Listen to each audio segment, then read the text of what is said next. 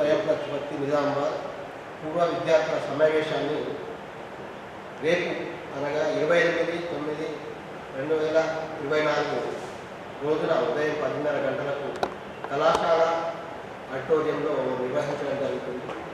ఈ పూర్వ విద్యార్థుల సమావేశం ముఖ్య ఉద్దేశం ఏంటంటే, మన కళాశాల తెలంగాణలోనే పురాతనమైనది, మంచి నంబర్ 1 స్టేట్ కాలేజ్గా విలసిస్తున్న మన కళాశాల డెవలప్మెంట్ కోసమని మనం ఈ పూర్వ విద్యార్థుల సమావేశం ఏర్పాటు చేయడం జరుగుతుంది. మనకు తెలుసు 1956లో కళాశాల స్టార్ట్ అయ్యి ఇప్పుడు 2023 అంటే దాదాపు 60 సంవత్సరాల అవుతుంది.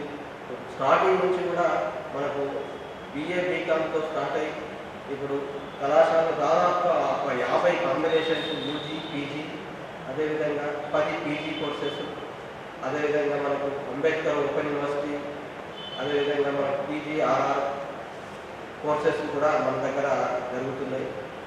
సుమారుగా మన కళాశాలలో రెగ్యులర్ సిస్టంలోనే ఒక 5,000 మంది విద్యార్థుల వరకు విద్యను అభ్యసిస్తున్నారు. దానిలో ఒక 4,500 వరకు UG కోర్సెస్, అదేవిధంగా 500 మంది నుంచి 600 మంది మనకు PG కోర్సెస్.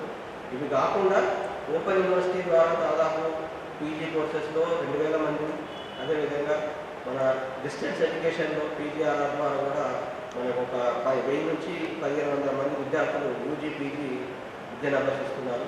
సో కళాశాల డెవలప్మెంట్ కోసం మనం ప్రతి సంవత్సరం కూడా గత 4 సంవత్సరాలుగా అలమ్ని తరఫున డెవలప్మెంట్ కోసం ప్రయత్నించడం జరుగుతుంది. ఈ మన కళాశాలలో చదువుతున్న విద్యార్థులందరూ కూడా ఒకసారి మీట్ అయ్యి కళాశాల డెవలప్మెంట్కు కృషి చేయాలనే ఉద్దేశంతో ఈ సమావేశం ఏర్పాటు చేయడం జరిగింది. ఈ కార్యక్రమంలో మనం 56 నుంచి 23 వరకు చదివిన విద్యార్థులందరికీ కూడా పత్రికా ముఖంగా మనం ఇవ్వడం జరిగింది, స్టోరీలు కూడా ఇవ్వడం జరిగింది. సో విధంగా మనం కళాశాల డెవలప్మెంట్ కోసం ఉపయోగిస్తున్నాం. సో ఈ సందర్భంగా మనకు తెలుసు, మాకు కళాశాల ప్రతి 5 సంవత్సరాలకు ఒకసారి NAC విజిట్ అవుతుంది. అది ఈ సంవత్సరం కూడా మనకు నవంబర్లో NAC విజిట్ టీమ్ ఉంటుంది. దాన్ని దృష్టిలో పెట్టుకొని కాలేజీ డెవలప్మెంట్ కోసం, ఎందుకంటే విద్యార్థుల సంఖ్య పెరుగుతుంది కానీ కాలేజీ మాత్రం ముందు అయితే ఏ విధంగా ఉందో అంతే ఉంది. రీసెంట్గా మనం లాస్ట్ 1 ఇయర్ బ్యాక్ కూడా మనం కళాశాల ఫండింగ్తోనే మనం దాదాపు ఒక 6.7 కోర్స్తో నూతన భవనం అంటే additional class rooms 26 class rooms నిర్మించడం జరిగింది. వాటిలో మన అన్ని ఫెసిలిటీస్ కూడా మనము డిజిటల్ క్లాస్ రూమ్స్ కూడా ఏర్పాటు చేయడం జరిగింది. పిల్లలకు అన్ని రకాలుగా ఉపయోగపడేట్టుగా మనం డెవలప్ చేస్తున్నాం. ఈ సందర్భంగా మన కళాశాలకు మెయిన్గా కావాల్సినవి ఏంటంటే, విద్యార్థులకు స్పోర్ట్స్కి సంబంధించిన ఇండోర్ స్టేడియం కానీ, పిల్లలకు సంబంధించిన హాస్టల్స్ కూడా మనకు షార్టేజ్ ఉన్నాయి, హాస్టల్స్ కావాల్సి వస్తుంది. అదేవిధంగా కాలేజ్ పాత బిల్డింగ్ అంటే ఓల్డ్ బిల్డింగ్ అది ఆల్రెడీ మనకు వర్షాకాలంలో చాలా ఇబ్బంది అవుతుంది, ఊరుస్తుంది. కాబట్టి ఆ కొత్త భవనం అవసరం. దానికి మనం ప్రభుత్వం ద్వారా కూడా మనం ప్రయత్నం చేస్తున్నాం. అదేవిధంగా మన కళాశాల చదువుకొని మంచి స్టేజెస్లో ఉన్న విద్యార్థులందరూ కూడా ఎంతో కొంత మనం తెలిసినంత మనం కాలేజీకి డెవలప్మెంట్కి ఉపయోగపడే విధంగా వాళ్ళ సలహాలు తీసుకోవడానికి మనం ఈ ప్రత్యేకంగా ఈ కార్యక్రమం ఏర్పాటు చేయడం జరిగింది.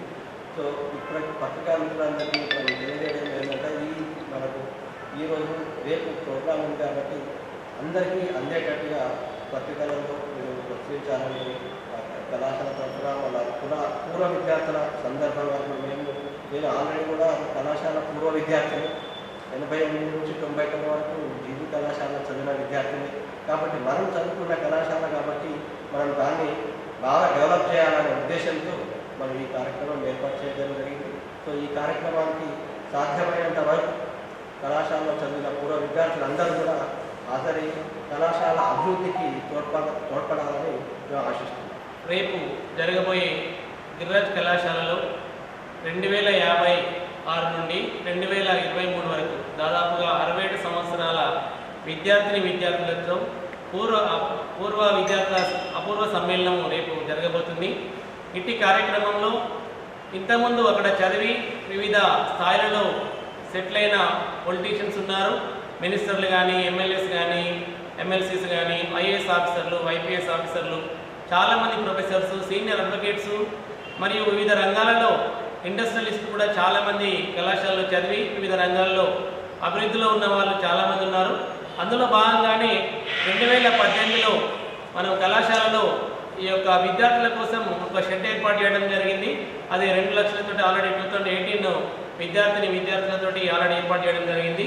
2020లో కూడా ఈ యొక్క విద్యార్థుల కోసం మరొక షెడ్ ఏర్పాటు చేయడం జరిగింది. దాదాపు 2.5 lakhs తోటి పూర్వ విద్యార్థుల కంట్రిబ్యూషన్ తోటి ఏర్పాటు చేశాం.